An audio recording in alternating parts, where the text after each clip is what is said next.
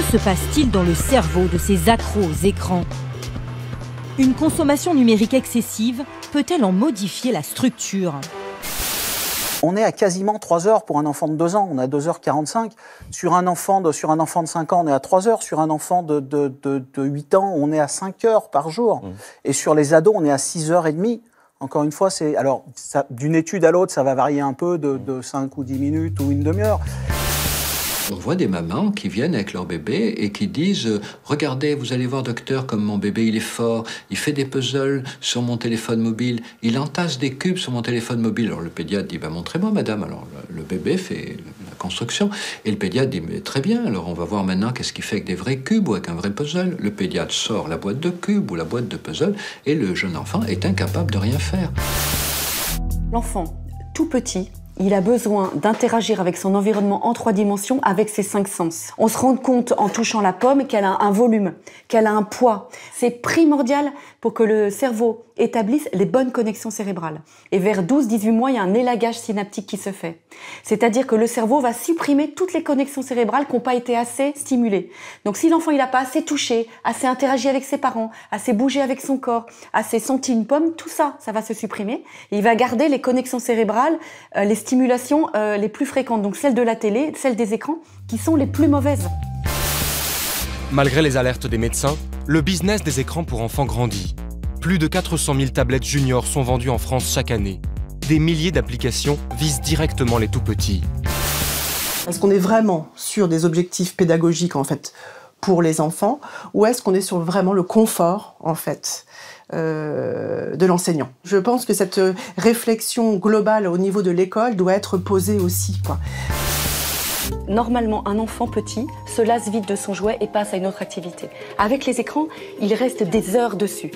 Et si on lui enlève, il crie, il pleure, on sent vraiment c'est un manque pour lui. Donc on pense que c'est un véritable phénomène addictif qui explique qu'on voit ce phénomène de plus en plus répandu.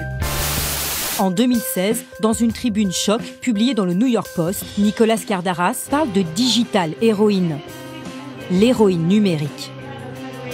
En comparant le smartphone à une drogue, il crée un électrochoc en Amérique et fait alors la tournée des plateaux télé. Des chercheurs ont plongé une quinzaine d'adolescents souffrant d'une addiction à Internet dans un scanner cérébral. Les résultats sont spectaculaires. La circulation des fluides est altérée. Chez les enfants qui utilisent beaucoup les écrans, une zone du cerveau se modifie. C'est le cortex, la partie qui régit le langage, la mémoire ou encore la conscience. Quand vous êtes jeune, votre cortex est épais comme ça. Quand vous vieillissez, votre cortex est comme ça. Plus vous vieillissez, plus votre cortex diminue. C'est tout à fait normal, c'est un processus naturel. Mais là, on a découvert dans cette étude que l'utilisation des écrans chez les enfants accélère cette réduction du cortex, et en particulier l'utilisation des réseaux sociaux. Ces chercheurs ont voulu mesurer les conséquences de cette réduction du cortex. Une personne qui a un cortex frontal rétréci et moins de matière grise devient plus impulsive, a un comportement plus sujet aux addictions, plus agressive. Elle ne prend pas de bonnes décisions. Ses capacités aux enchaînements logiques sont altérées.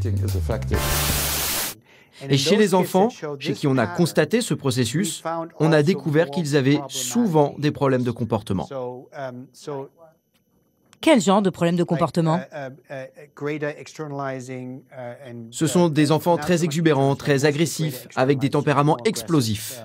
Ces enfants ont aussi des facultés cognitives moins développées que ceux qui utilisent peu les écrans. Les zones en rouge montrent les voies du cerveau rétrécies, où la communication est très fortement ralentie. Des défauts de connexion cérébrale pouvant mener à des symptômes évoquant l'autisme ou les troubles bipolaires. L'enfant de 2 ans et demi était comme aimanté par l'écran. On voit que César regarde la télé et est omnibulé, il ne répond pas quand je l'appelle. Et sur la deuxième vidéo, donc on voit qu'il n'y a pas la télé, il y a des jouets devant lui, mais il ne sait pas quoi en faire et il est perdu. Je vous ai apporté 2 dessins pour vous montrer. Hein. J'ai des enfants qui n'arrivent même pas à me regarder quand je leur parle ou à répondre à leur prénom. Mais il y en a qui arrivent, mais par contre qui ont des gros retards de graphisme. Donc vous avez à gauche le dessin d'un bonhomme d'un enfant de 4 ans. Il avait 3 ans, 11 mois. Et ici, vous avez le dessin d'un enfant qui a 3 mois de plus. Il a 4 ans et 2 mois. Et il est fortement exposé aux écrans. Et puis, il y a des gros troubles, parfois, dans les cas les plus graves, des interactions.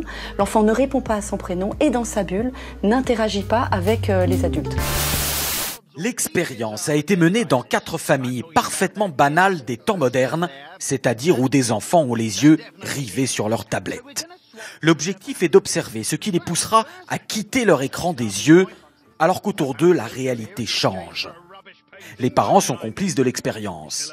Début modeste avec changement des tableaux au mur, aucune réaction. Plus audacieux, la mère de famille est échangée avec une inconnue portant la même couleur de vêtements. Les enfants ne remarquent toujours rien. Comble de l'indifférence, de faux frères et sœurs, parfaits inconnus eux aussi, s'installent à table sans le moindre détournement de regard de ceux captivés par l'écran.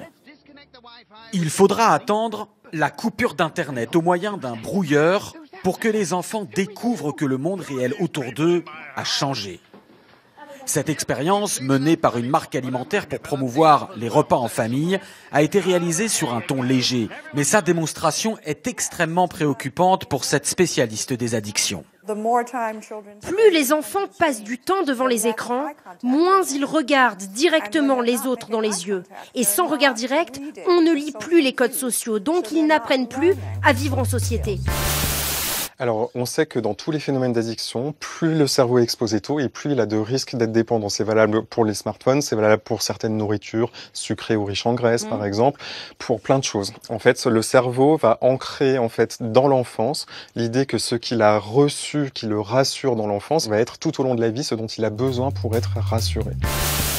Si un parent est toujours en train de frotter son smartphone, va chercher son bébé à la crèche en frottant son smartphone, frotte son smartphone pendant le repas du bébé, le bébé ne va avoir qu'une idée en tête, c'est de prendre le premier smartphone qu'il voit et de le frotter. On peut voir dans les cas les plus graves des troubles qui ressemblent aux troubles autistiques, mais qui n'en sont pas, puisque les troubles régressent quand on arrête les écrans. Ça paraît un peu alarmant de dire ça, mais ce qui est très positif, c'est que pour ces enfants, si on arrête les écrans, moi je constate qu'au bout d'1 mois, il y a une très très nette amélioration. Donc rien n'est figé, donc. Personnellement, je suis plutôt pour proposer un sevrage assez rapide, mais il faut bien expliquer aux parents que l'enfant va pleurer. Et il peut pleurer jusqu'à 15 jours, donc il faut tenir. Et surtout, il faut proposer autre chose. Sortir se promener, lire une histoire, jouer. Il faut que les parents passent du temps avec leur bébé et avec leurs enfants. Plusieurs pédiatres et médecins recommandent de supprimer totalement l'accès aux écrans des enfants de moins de 3 ans et de le limiter strictement pour ceux plus âgés.